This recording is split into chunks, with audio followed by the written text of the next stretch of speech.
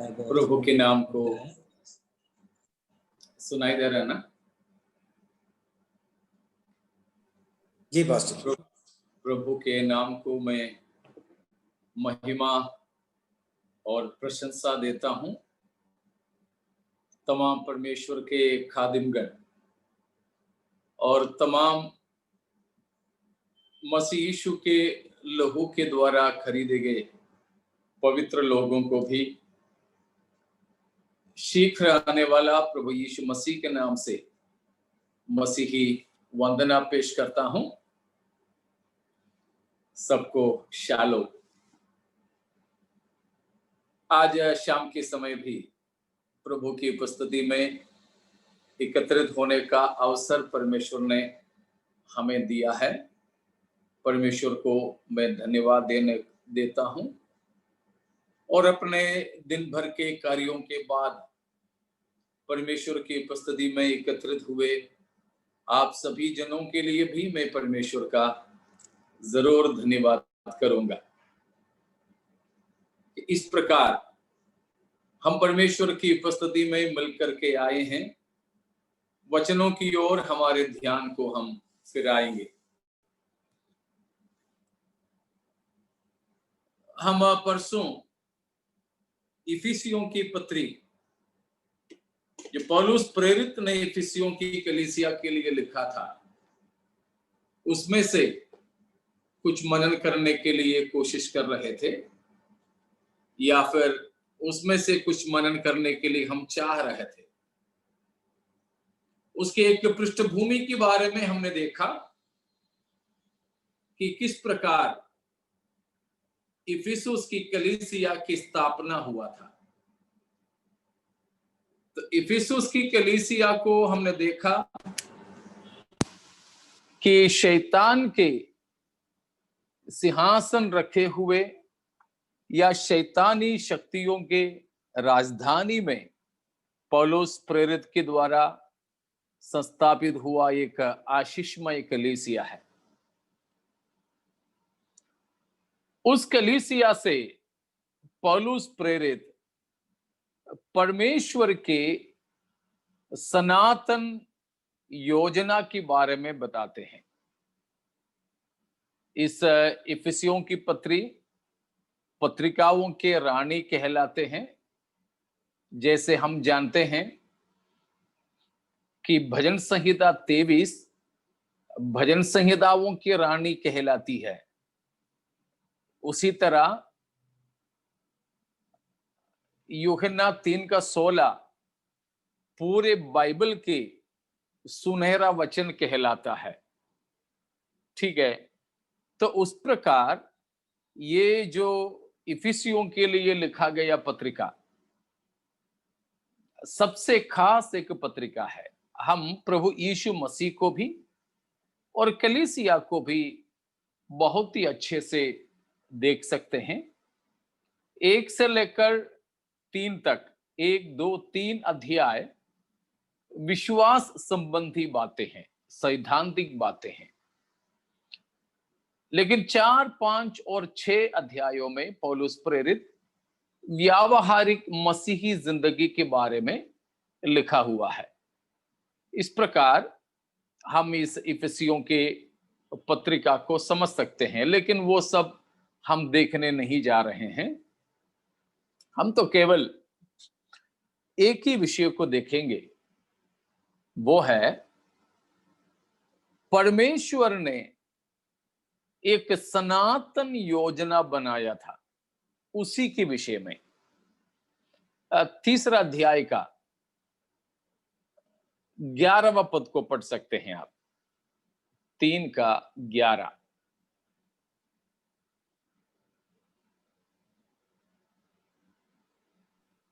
कोई पढ़ पाएंगे?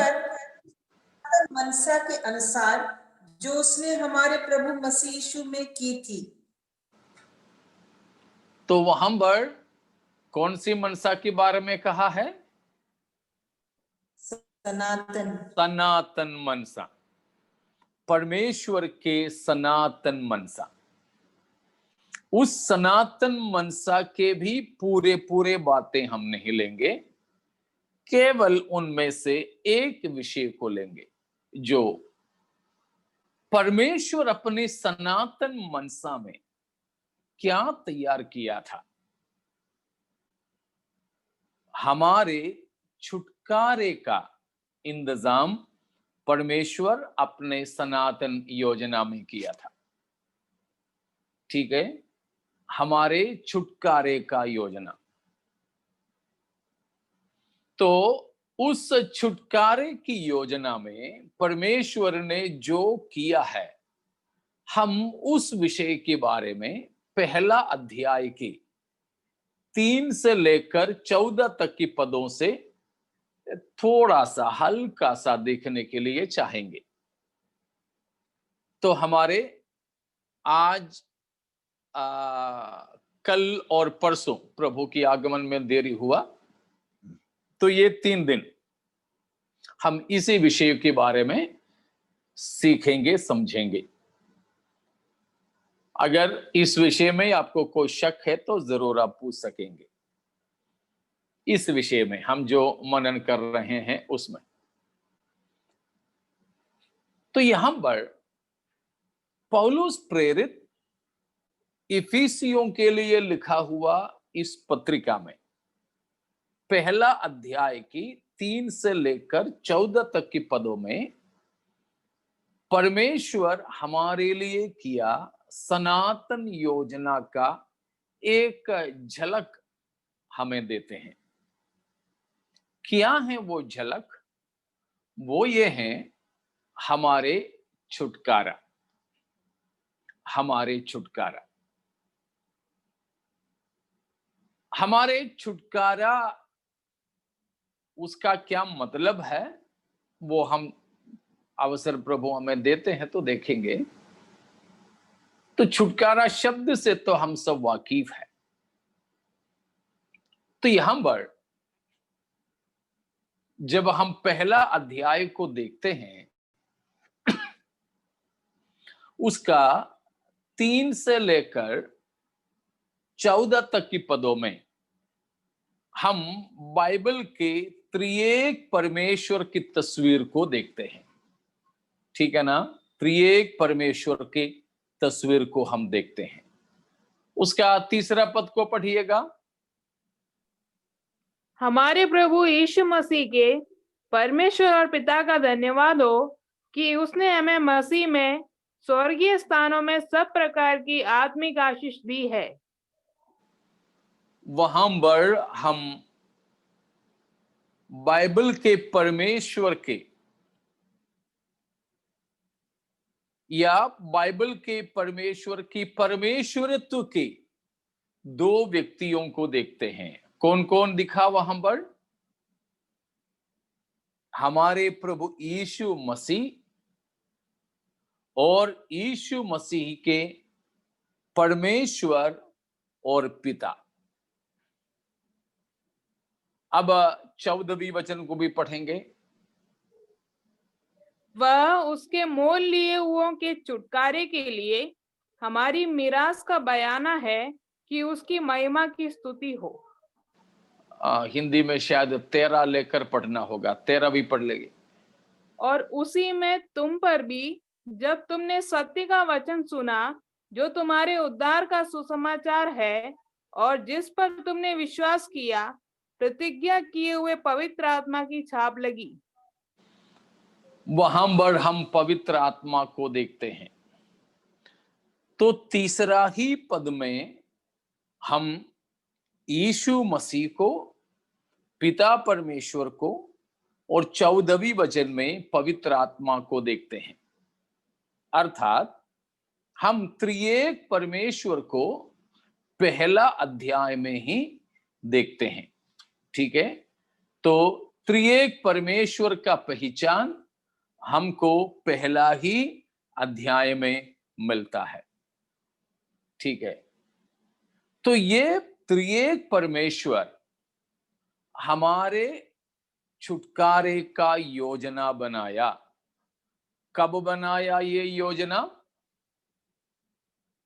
सनातन काल से बनाया। इसलिए 3 का 11 में हमने पढ़ा कि परमेश्वर की सनातन मनसा, परमेश्वर की सनातन मनसा। ठीक है, अब ये त्रिएक परमेश्वर हमारे छुटकारे के लिए कैसे योजना बनाया, 3 बातें हम देख सकते हैं। पहला अध्याय की 3 से लेके 6 तक की पदों में पिता परमेश्वर के हमारे छुटकारे के प्रति कार्यों को देखते हैं। 7 से 12 तक की पदों में पुत्र मसीह यीशु ने हमारे लिए क्या किया हम देखते हैं। 13 और 14 पदों में पवित्र आत्मा हमारे छुटकारा के लिए क्या किया है, करते हैं, देखते हैं। उसको अंग्रेजी का पी अक्षर जो है वो 3 बार वो पी अक्षर याद करें तो अंग्रेजी जानने वाले जल्दी समझ सकते हैं उसको। पिता परमेश्वर हमारे सनात छुटकारे के लिए सनातन योजना बनाया। तो हमारी छुटकारे का योजना किसका है, किसकी तरफ से है?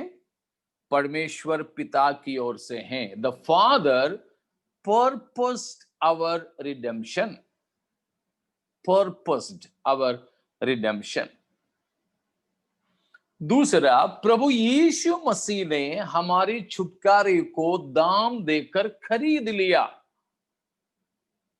ठीक है, यीशु मसीह पुत्र ने हमारे छुटकारे को खरीद लिया दाम देकर।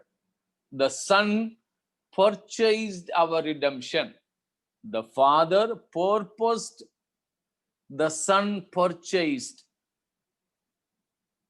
पिता ने योजना बनाया, पुत्र ने हमारे छुटकारे को खरीदा। और तीसरा, the holy spirit preserves it, the holy spirit preserves it. पवित्र आत्मा उसे सुरक्षित रखता है। ठीक है, देखो, त्रिएक परमेश्वर की योजना हमारी छुटकारा के लिए, पिता की योजना है, पुत्र ने खरीदा है, पवित्र आत्मा उसे संभाल के रखता है, संभाल के रखता है। Praise God. The father purposed, the son purchased, and the holy spirit preserves. तो बाइबल का परमेश्वर त्रिएक परमेश्वर है। हमारे छुटकारे की योजना सनातन से किया है और त्रिएक परमेश्वर के भागीदारी, योगदान हमारे छुटकारा में हम देखते हैं। ठीक है, अब एक और बड़े मजेदार बात है कि पौलुस प्रेरित ने इफिसियों 1 का 3 से लेकर 14 तक की वचन एक ही वाक्य में लिखा है। It's a single sentence in its original text. पौलुस ने जो लिखा यूनानी भाषा में, उस यूनानी बाइबल के अंदर हम देखते हैं कि इफिसियों 1 का 3 से लेके 14 तक की सभी जो वचन हैं, कोई फुल स्टॉप वगैरह नहीं है, कोई क्या बोलते हैं बिंदु मात्रा डाल करके नहीं है। वो पूरे एक ही सेंटेंस में, एक ही वाक्य में लिख करके रखा है।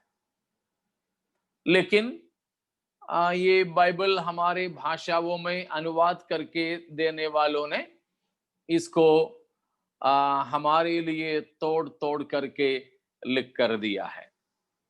तो देखिए, इसमें पिता परमेश्वर हमारे छुटकारा के लिए क्या किया, पुत्र प्रभु यीशु मसीह ने क्या किया, पवित्र आत्मा क्या करते हैं, ये बातें हम अभी देखने जा रहे हैं। देखिए, तीसरा पद में हम देखते हैं कि परमेश्वर पिता हमारे छुटकारे की योजना जिसने पहले जो बनाया, उसने हमें आशीषें दी है, उसने हमें आशीष दी है। ठीक है, आपको क्या लगता है कि परमेश्वर ने आशीष दिया लगता है या देंगे लगता है? परमेश्वर हमें आशीष दिए हैं या देंगे? मसीह में अपने दिए हैं। ठीक है, तो आगे देंगे भी शायद ना। हाँ, तो हाँ बिल्कुल, उस तीसरा पद में उठा करके, वैसे देखा जाए तो हमारे लिए 3 दिन वो तीसरा पद की आशीष के बारे में ही समझने के लिए कम पड़ेगा, तो मैं विवरण दिए बिना छोड़ने के लिए चाह रहा हूं कि परमेश्वर हमें यीशु मसीह में सब प्रकार की आशीष दी है। ठीक है, सब प्रकार की आशीष दी है। तो पिता परमेश्वर हमारे छुटकारा के लिए क्या किया है, उन बातों को हम देखने जा रहे हैं। तो उसमें सबसे पहली बात हमने सबसे शुरुआत में देखा, the father पर्पस्ड his redemption for us, हमारे लिए अपना छुटकारे की योजना हमारे परमेश्वर ने बनाया। ठीक है, हमारे परमेश्वर ने बनाया। द फादर पर्पस्ड, और it is planned by, purposed by the father. देखिए, पहला अध्याय की, इफिसियों पहला अध्याय की, हम उसकी 9वां पद को पढ़ेंगे। क्योंकि उसने अपनी इच्छा का भेद उस भले अभिप्राय के अनुसार हमें बताया, जिसे उसने अपने आप में ठान लिया था। जिसे उसने अपने आप में ठान लिया था। किसने? परमेश्वर पिता ने। परमेश्वर पिता हमारे छुटकारे का योजना बनाया, इसलिए उसको हमने 3:11 में सनातन मनसा सीखा। सनातन मनसा, इटर्नल पर्पस ऑफ गॉड। तो ये जो इटर्नल पर्पस, सनातन मनसा, परमेश्वर ने अपने आप में ठान लिया था, अपने आप में ठान लिया था। तो मैं आपसे ये पूछने के लिए चाहूंगा कि परमेश्वर जब हमें आशीष देना चाहते हैं, तो परमेश्वर किस किस से सलाह मशा करते हैं? किसी से सलाह मशूर करते हैं? किसी की सिफारिश की जरूरत है परमेश्वर को? नहीं, नहीं है। बिल्कुल एक एक शब्द पर हमारे ध्यान जाना, उस भले अभिप्राय के अनुसार जिसे परमेश्वर ने अपने आप में ठान लिया था, अपने आप में ठान लिया था। प्यारों, मैं आपको बताना चाहूंगा कि परमेश्वर को हमें आशीषित करने के लिए किसी की सिफारिश की जरूरत नहीं है। चाहे भलाई के लिए हो या बुराई के लिए हो। इसीलिए मैं आपको फिर से कहना चाहूंगा कि कोई अपने परमेश्वर से ही हमारे विरोध में 21 दिन के या 41 दिन के उपवास लेकर के विनती करें तो भी परमेश्वर पर कोई असर नहीं होगा हमारे प्रति। समझ में आ रहा ना? हमारे विरोध में अगर कोई अपने परमेश्वर ही से कोई सिफारिश करें भलाई के लिए या बुराई के लिए, तो भी प्यारों कुछ फर्क नहीं होने वाला, क्योंकि हमारे परमेश्वर के मंदिर बनकर अब तक किसी ने कोई काम नहीं किया है। कुछ लोगों के बारे में मैंने कुछ दिन पहले सुना कि कोई पास्टर जो मर गया तो उनकी बेटा कहने लगे कि मेरे पापा की मृत्यु से मुझे बहुत दुख होता था, लेकिन परमेश्वर ने मुझसे बातें किया, तब से लेके मेरा दुख खत्म हो गया। ठीक है, इतना सुन करके हमें भी अच्छा लगेगा, लेकिन उसके बाद उन्होंने कहा कि परमेश्वर ने उनको ये कहा कि उनके पापा को परमेश्वर ने अपने मंत्रिमंडल में, अपने मंत्रियों की परिषद में शामिल किया है। तो परमेश्वर कुछ करने से पहले वो मंत्रिमंडल से विचार विमर्श करते हैं और उन लोगों के सलाह के अनुसार परमेश्वर कुछ करते हैं। मुझे गुस्सा भी दुख भी आता है ये सुन करके। देखिए, हमारे परमेश्वर हमारे प्रधानमंत्री या राष्ट्रपति या हमारे मुख्यमंत्री इन किसी की तरह नहीं है। कोई बड़े मंत्रिमंडल है, उनके चारों ओर हर एक बात के लिए बड़े अधिकारियों से पूछेंगे, उनके विचार लेकर के फिर कुछ करेंगे। नहीं नहीं, अभी हमारे मुख्यमंत्री या प्रधानमंत्री कोई भी हो तो शायद वो 10वीं फेल होंगे, उनको बाकी कुछ आता नहीं, बस कुर्सी पर बैठे हैं, दस्तखत करने आता है।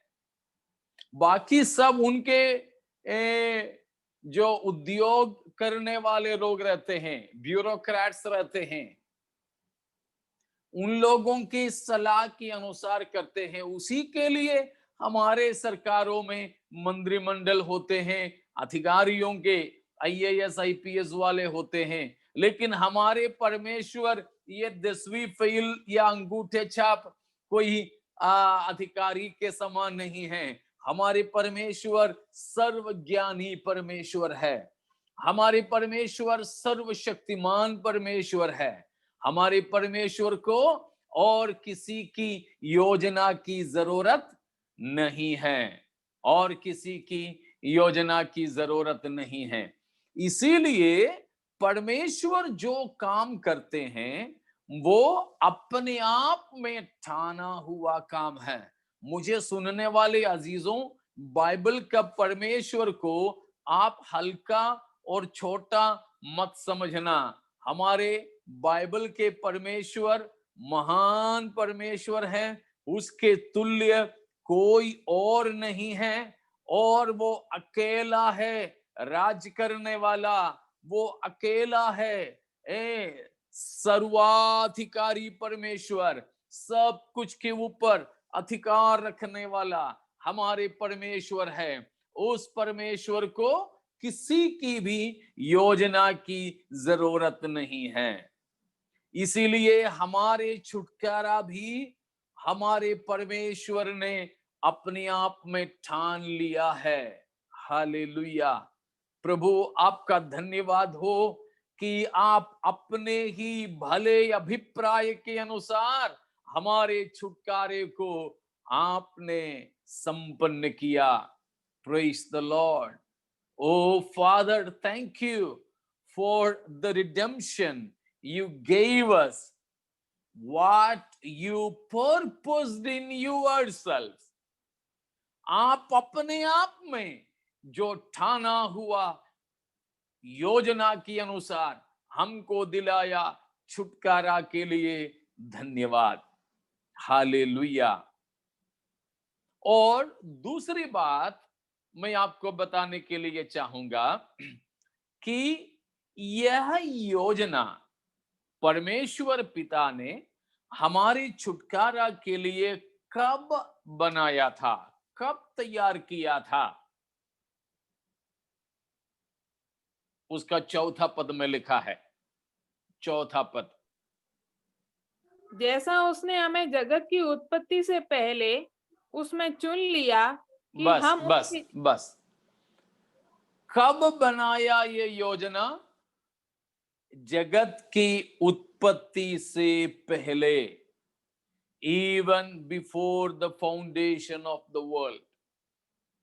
हमारे परमेश्वर इस जगत के नींव डालने से पहले, हमारे परमेश्वर जगत की उत्पत्ति करने से पहले ही हमारे छुटकारा के लिए अपना योजना बनाया था। इसीलिए उसका नाम परमेश्वर की सनातन मनसा। मैंने आपको पहले ही कई बार बता चुका हूं जगत के उत्पत्ति के बारे में, आदि के बारे में सब, इसलिए मैं दोहराना नहीं चाहूंगा। उस समय अगर शामिल नहीं थे, कोई नए लोग आए हैं, तो शायद आप हमारे उस क्लास में नहीं होने के कारण सुने नहीं होंगे।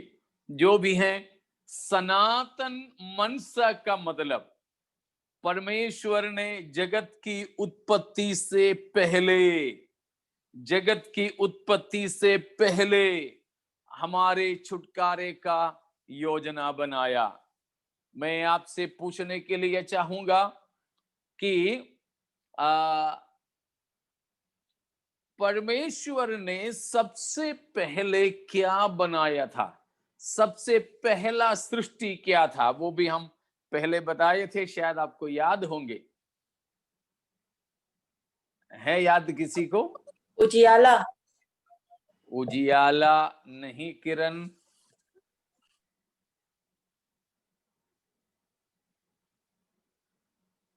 परमेश्वर ने Heavens and सृष्टि earth. का, heavens Heavens and and earth. Earth भी नहीं। परमेश्वर ने आदि में परमेश्वर ने बांटा, जी, जल को 2 भागों में बांटा। ना ना ना ना ना,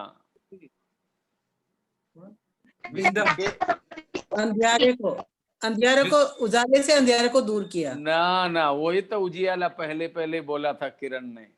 विजडम नहीं, वचन वचन वो जो बोलते हैं वो सृष्टि नहीं है। वो वचन जो कहता है आदि से था, वो यीशु मसीह के लिए है, वो सृष्टि नहीं है ना। यीशु मसीह को पहले नहीं बनाया। अगर यीशु मसीह को बनाया तो यीशु मसीह सृष्टि है। सृष्टि हमको नहीं बचा सकेंगे। तो यीशु मसीह सृष्टि नहीं है, तो यीशु मसीह बनाया नहीं गया है। यीशु मसीह परमेश्वर पिता के साथ ही साथ में अनादि से हैं। तो मतलब आप भूल गए। स्वर्गदूत। ना ना ना ना, स्वर्गदूत सब तो उसके बाद है। टाइम या टाइम, यस। परमेश्वर ने जो सबसे पहले बनाया वो था आदि। आदि का मतलब किसकी आदि? समय का आदि। अगर ऐसा है तो समय को परमेश्वर ने सबसे पहले बनाया। इसीलिए आदि में आकाश और पृथ्वी की सृष्टि किया। आदि में। तो आकाश और पृथ्वी की सृष्टि से भी पहले परमेश्वर ने समय को बनाया था। ठीक है, समय को बनाया था। तो उससे पहले समय था? आदि से पहले समय था? नहीं था। फिर क्या था उधर? वहां परमेश्वर था केवल, अनादि था। तो समय की माप नहीं था। समय की माप जहां नहीं है, उसी का नाम है सनातन। इटर्निटी। तो उसी समय मैंने आपको बताया था, आपको शायद याद होंगे कि जो आपको काफी दिन पहले जब अनंत जीवन के बारे में जब हम सीख रहे थे, शायद उस समय है मैंने बताया था कि सनातन का मतलब परिभाषा क्या है। शायद आपको याद होंगे ना सनातन की परिभाषा। मान सिंह पास्टर को याद है शायद। का कोई अंत नहीं, जिसका कोई अनादि, जिसका कोई अंत, अनादि से लेकर everlasting to everlasting. Yes, everlasting to everlasting, अनादि से। अनादि से लेकर अनंत तक जो रहता है। तो आप में से एक आध महीने में सब भूलने लगे। तो फिर एक बार और आप पढ़िएगा 90 भजन संहिता का दूसरा पद, ये पहला दूसरा मिला करके पढ़ो। भजन 90 का 1 और 2। हे प्रभु, तो पीढ़ी से पीढ़ी तक हमारे लिए धाम बना है। इससे पहले कि पहाड़ उत्पन्न हुए या तूने पृथ्वी और जगत की रचना की, वरन अनादि काल से अनंत काल तक तू परमेश्वर है। अनादि काल से अनंत काल तक तू ही ईश्वर है। यह है सनातन का परिभाषा। ठीक है, अनादि से अनंत काल तक। ठीक है, अनादि से अनंत काल तक।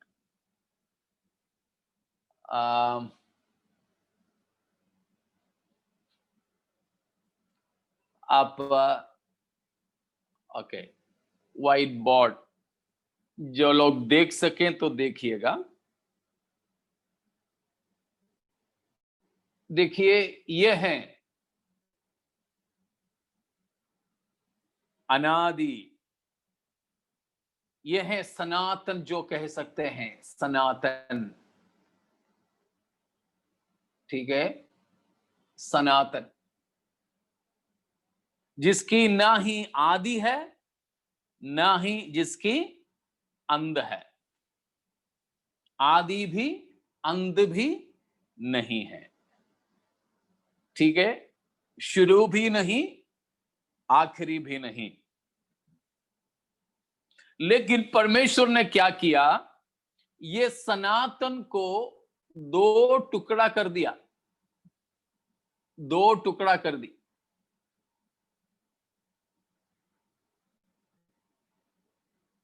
ऐसे परमेश्वर ने उसको 2 टुकड़ा कर दिया।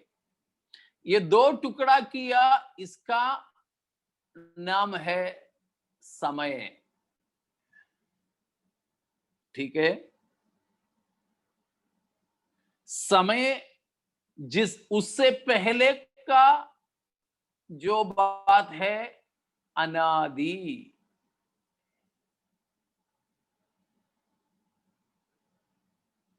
और उसके बाद की बात है, इसका नाम है अनंत। समझ में आ गए होंगे शायद। तो परमेश्वर ने इस प्रकार इसे 2 टुकड़ा कर दी। यह है, इधर है आदि, इधर है अंत।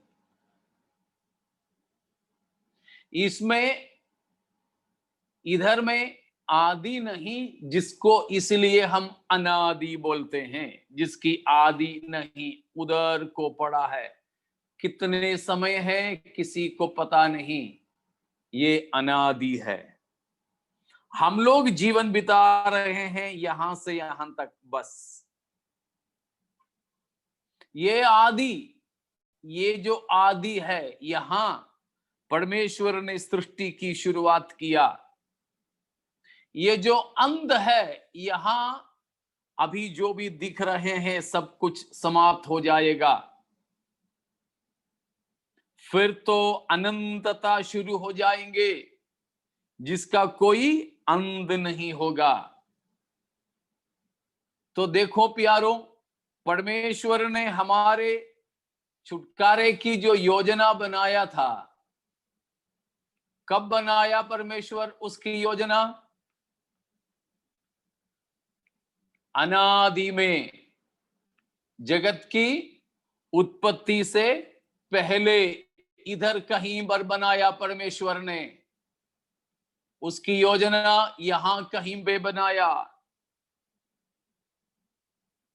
तो प्यारों, बिल्कुल ये बात हमें समझना चाहिए कि हमें ये बात समझना चाहिए कि परमेश्वर ने हमारे छुटकारे की योजना अनादि में बनाया। तब हम में से कोई थे अनादि में परमेश्वर के साथ? कोई थे तो जरा हाथ उठाइएगा। कोई थे हम में से? नहीं थे। कोई भी सृष्टि थे उस समय? नहीं, कोई सृष्टि उस समय नहीं थे। कोई सृष्टि नहीं थे। केवल परमेश्वर अकेला था। त्रिएक परमेश्वर अकेला उस समय में थे। उस समय है परमेश्वर हमारे छुटकारा का योजना जो बनाया। Praise the Lord. इसीलिए प्यारों, मेरे और आपकी छुटकारा परमेश्वर ने जो तैयार किया, हमारी चमड़े का रंग देख करके नहीं, हमारी जेब की मोटापा देख के नहीं, हमारी पढ़ाई या हमारी खानदान, हमारी औकात कुछ देख करके नहीं, परंतु जब कोई सृष्टि नहीं थे, जब परमेश्वर ने किसी भी सृष्टि की रचना नहीं किए थे, उसी समय परमेश्वर अपने आप में ठाना हुआ, अपने ही इच्छा के अनुसार मेरे लिए, आपके लिए छुटकारे की योजना बनाया था। तो आप बताओ, अनादि से लेकर मेरे और आपके छुटकारे की योजना बनाने वाले परमेश्वर की नजर में हम कीमती हैं या नहीं? हमको परमेश्वर ने कीमत दिया है या नहीं? दिया है। तो प्यारों, हमें थोड़ा बहुत मिट्टी नहीं मिला बोल के, हमको थोड़ा बहुत सिक्के नहीं मिला बोल के,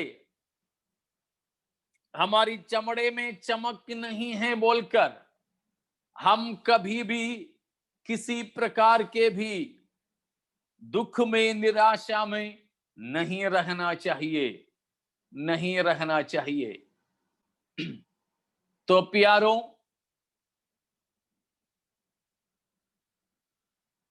स्वर्गदूतों को तो मनुष्य से पहले बनाए होंगे, उसके समय के बारे में हमें सूचना नहीं है।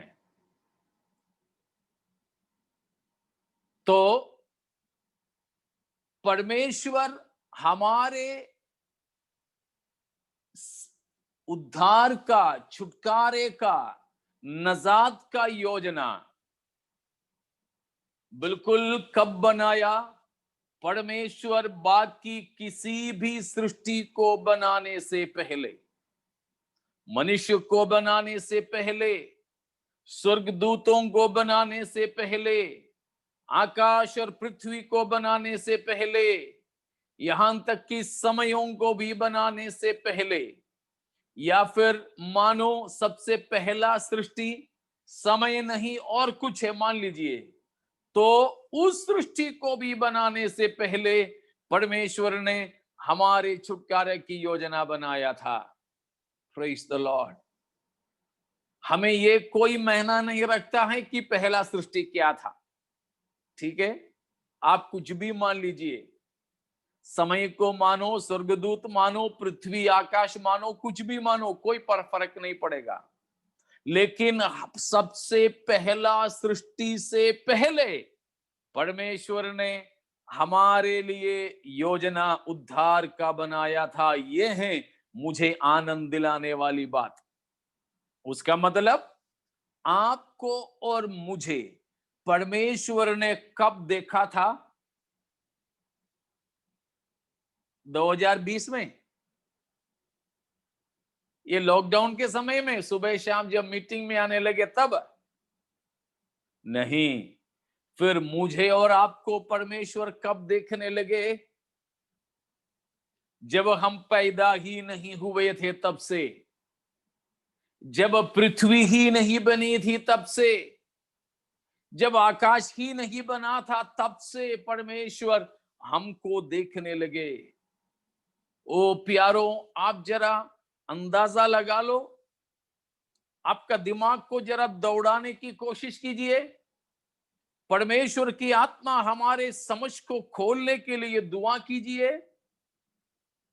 आप चाहें किसी भी गांव खेड़े के अंदरूनी इलाके में रहते थे या रहते हो, जहां शायद बिजली नहीं पहुंचे, जहां शायद आपके जो है इलेक्शन में, चुनाव में खड़े होने वाले भी नहीं पहुंचे हो, क्योंकि वे तो 5 साल में एक बार हर गांव में पहुंच जाते हैं। लेकिन आप ऐसे गांव में रहते हो जहां चुनाव में खड़े रहने वाले भी कभी नहीं पहुंचे हो, तो भी आप इस बात को जान लीजिए कि परमेश्वर ने आपको जगत की उत्पत्ति से पहले से देखा था। इतना देखा ही नहीं, परंतु आपको व्यक्तिगत तौर पर जाना था। हालेलुया। चाहे हम बदसूरत हो, कंगाल हो, अनपढ़, अनाड़े, अंगूठे छाप हो, लेकिन परमेश्वर ने हमको जगत के उत्पत्ति से पहले ही देखा था। हालेलुया। प्यारों, जब हम इस बात को जानेंगे ना, हम बिल्कुल पौलुस ने जैसे 3 पद में बताया, इफिसियों 1:3 में बताया, वैसे ही हम भी परमेश्वर का धन्यवाद करते रहेंगे। 3 पद में पौलुस ने क्या कहा कि हमारे परमेश्वर पिता का धन्यवाद हो। हम धन्यवाद ही करते रहेंगे। हमारी प्रार्थना कम हो जाएंगे, परंतु हम धन्यवाद करते रहेंगे जब इस बात को जानेंगे तो। हालेलुया। तो पौलुस प्रेरित ने कहा है कि हमारे प्रभु यीशु मसीह के परमेश्वर और पिता का धन्यवाद हो। हम भी निरंतर धन्यवाद ही करते रहेंगे, धन्यवाद ही करते रहेंगे। प्यारों, मैं आपसे पूछना चाहूंगा, अब हमसे धन्यवाद ज्यादा होते हैं या प्रार्थनाएं ज्यादा होती हैं? प्रार्थना भी क्या है, मांग ही तो होते हैं। प्रार्थना से, प्रार्थना करके भी कहना उचित नहीं है। हमारे तो धन्यवाद ज्यादा करते हैं, सच में मांगते हैं। हाँ, हम बोलते तो हैं धन्यवाद, कितने धन्यवाद बोलते हैं, बस थोक में तो देते हैं, ये बात मैं मान लिया।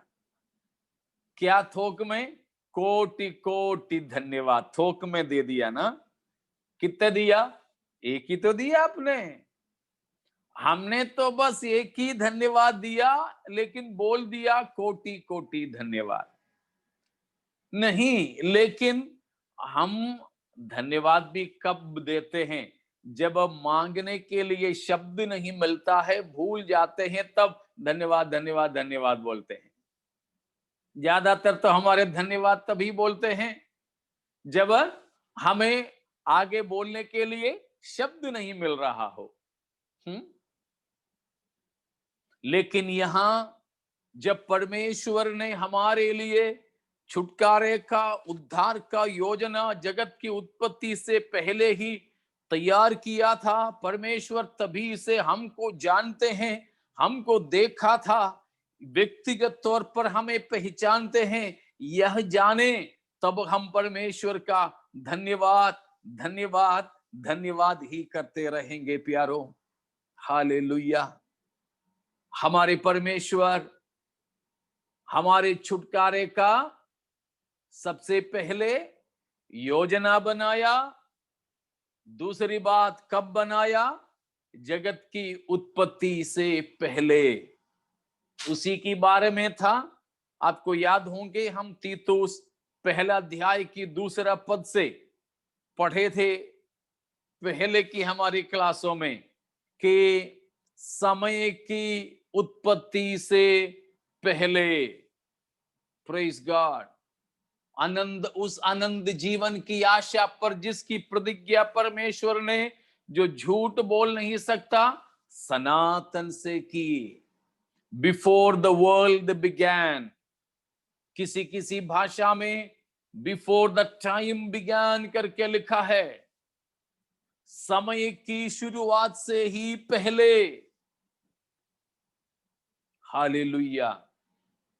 प्यारों, इसीलिए परमेश्वर से हम शिकायत करने वाले नहीं बने, परंतु हम परमेश्वर पर पूरे भरोसे के साथ भरोसा रखते हुए उसी पर हम आश्रित रहें, धन्यवादित रहें कि प्रभु आपने मेरे लिए उद्धार का योजना बनाया, धन्यवाद। Praise the Lord. तीसरी बात, ठीक है, पिता परमेश्वर ने हमारे छुटकारे के विषय में क्या क्या किया हम देख रहे हैं। सबसे पहले हमारे छुटकारे का मनसा योजना बनाया। दूसरी बात, कब? समय, सनातन से, यानी जगत की उत्पत्ति से पहले। तीसरी बात, पहले मैंने बताया हुआ एक बात है, तीसरा पद में बताया है कि हमको परमेश्वर पिता ने आशीष दी है। हमको पिता परमेश्वर ने यीशु मसीह में होकर स्वर्ग स्थानों की तमाम आशीषें दी हैं। Praise the Lord. कब दिया परमेश्वर ने हमको आशीष? कब दिया हमको आशीष? दिया है कि नहीं? दिया है। कब दिया परमेश्वर ने हमको आशीष? Before the creation. Yes, before the creation of the world. हमको परमेश्वर ने आशीष भी पहले से किया है, भविष्य में देंगे करके नहीं। भविष्य में हमको परमेश्वर आशीष देंगे करके नहीं कहा है, परंतु हमको परमेश्वर ने आशीष दी है। समझ लीजिए प्यारों, ये आशीष सांसारिक बातें नहीं हैं, शारीरिक बातें नहीं हैं, तत्कालीन बातें नहीं हैं, ठीक है ना, परंतु स्वर्ग स्थानों की। तीसरा पद एक बार और पढ़िएगा, सुनिए। हमारे प्रभु यीशु मसीह के परमेश्वर और पिता का धन्यवाद हो कि उसने हमें मसीह में स्वर्गीय स्थानों में सब प्रकार की आत्मिक आशीष दी है। देखिए, तो यहां आशीष का विशेषता देखा, स्वर्गीय स्थानों में है, पृथ्वी में नहीं। आत्मिक आशीषें हैं, सांसारिक नहीं। यीशु मसीह में है और किसी भी जरिए से नहीं। हमको आशीष देने वाला परमेश्वर है, कोई पादरी नहीं, कोई पास्टर नहीं, कोई धर्म गुरु नहीं, ठीक है। हमको आशीष देने वाला पिता हमारे परमेश्वर ही है। तो ऐसे कई बातें वहां पर बताया है कि हमको परमेश्वर ने क्या किया है, आशीष दी है। Praise the Lord. The father has blessed अस। मैं फिर से आपसे पूछ रहा हूं कि हम परमेश्वर से, परमेश्वर हमको आशीष दे, आशीष दे, आशीष दे मांगते हैं, या इन आशीषों के लिए धन्यवाद धन्यवाद धन्यवाद बोलते हो। हम ज्यादातर क्या ही बोलते हैं,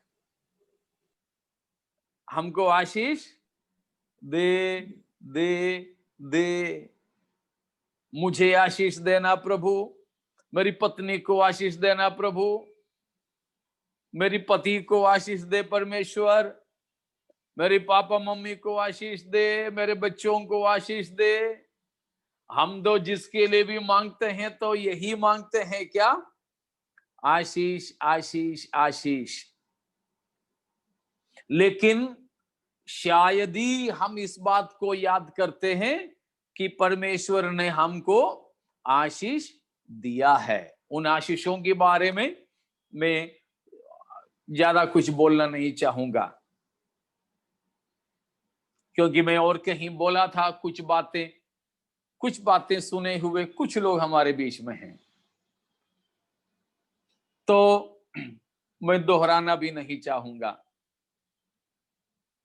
तो यहां पर हम देखते हैं कि परमेश्वर ने हमको आशीष दिए हैं, इसलिए आज से लेकर हम परमेश्वर को धन्यवाद देने वाले बन जाएं कि परमेश्वर आपने हमें दिया, आशीषों के लिए धन्यवाद। Praise the Lord. आशीष दे दे दे करके नहीं, ठीक है ना प्यारों? ये जो बातें हैं यीशु मसीह में होकर परमेश्वर अपनी संतानों ही के लिए देता है, संसार के लिए नहीं है। ये आशीषें ये संसार के लिए नहीं है। देखिए, मैं आपको एक बात और बताना चाहूंगा, जो अब मेरा इस तीसरा पद के आधार पर मेरा एक 2 दिन का संदेश सुने हुए लोग यहाँ हैं, लेकिन उस समय मैंने ना बताया हुआ और भी कुछ बातें उसमें हैं। उनमें से एक और मैं बताना चाहूंगा कि आशीष, आप क्या सोचते हो हम मांग के ले सकते हैं? परमेश्वर से हम आशीषें मांग कर लेने वाले हैं, या आशीष परमेश्वर अपने ही भले अभिप्राय में, अपने ही योजना में, अपने ही इच्छा में दे देने वाले हैं? आप बताइए मुझे। अपनी इच्छा में देने वाला। बिल्कुल, अच्छी बात। हम प्यारों मांग मांग करके आशीष नहीं प्राप्त कर सकेंगे, परंतु आशीष वो है जो परमेश्वर अपने तरफ से अपने लोगों को देता है। समझ रहे हो ना? आशीषें हम मांग मांग करके प्राप्त नहीं कर सकोगे। आप जबरदस्ती परमेश्वर से वसूल नहीं सकोगे, लेकिन आशीष परमेश्वर अपने ही इच्छा के अनुसार अपने लोगों को देता है। इसीलिए हमको आशीषित होने के लिए प्रार्थना करने की भी जरूरत नहीं है। प्रार्थना करना कोई मत छोड़ना, लेकिन वो प्रार्थना बंद करो तो अच्छा है, हमको आशीष दे आशीष दे आशीष दे, वो भीख मांगना बंद कर दे। परंतु इफिसियों 1:3 से 14 तक की वचनों के आधार पर अब से हम परमेश्वर का धन्यवाद करना शुरू कर दे। धन्यवाद करने की 3 बात तो हमें कम से कम मिला ना, 3 नहीं 5 बात हमें मिला। क्या क्या मिला अब तक हमको? 5 बात क्या क्या मिला? आप बता सकते हो परमेश्वर को धन्यवाद करने के लिए?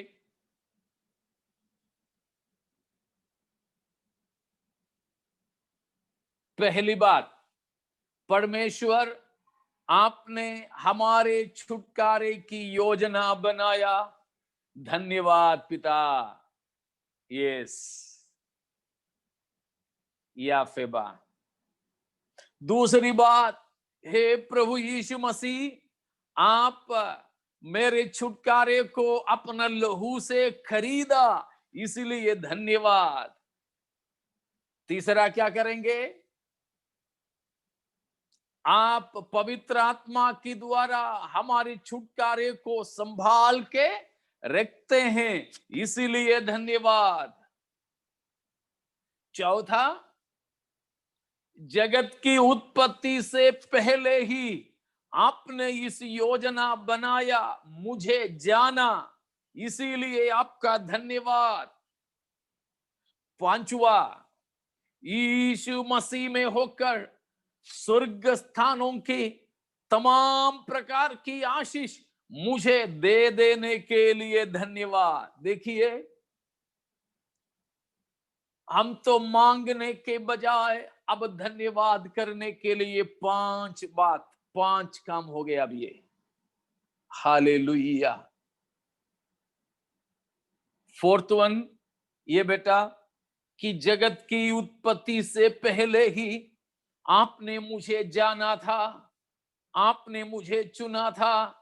जगत की उत्पत्ति से पहले ही मेरी छुटकारे की योजना आपने बनाया, इसीलिए धन्यवाद। वो है चौथा, fourth one. Praise the lord. हम तो समय के अंदर रहते हैं। We are bound by time.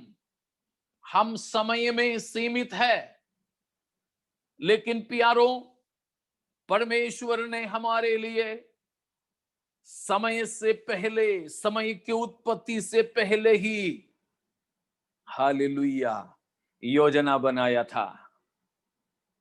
देखा, 5 बातें हमें धन्यवाद देने के लिए हो गया। तो वो है, हम अभी देख रहे हैं कि परमेश्वर पिता ने हमारी छुटकारे की योजना बनाया, जगत की उत्पत्ति से पहले बनाया। तीसरी बात हमने देखा कि परमेश्वर हमें आशीष दी है, लेकिन हमें उन आशीषों को समझना चाहिए। उन आशीषों को हमें समझना चाहिए। कोई दिल्ली जा रहे थे, लॉकडाउन से पहले की बात। दिल्ली जाते समय में मानो दुरंतो एक्सप्रेस में जा रहे थे, दुरंतो एक्सप्रेस में। तो वो दुरंतो एक्सप्रेस में जब गए, बड़े मुश्किल से हमने टिकट निकाल के गए।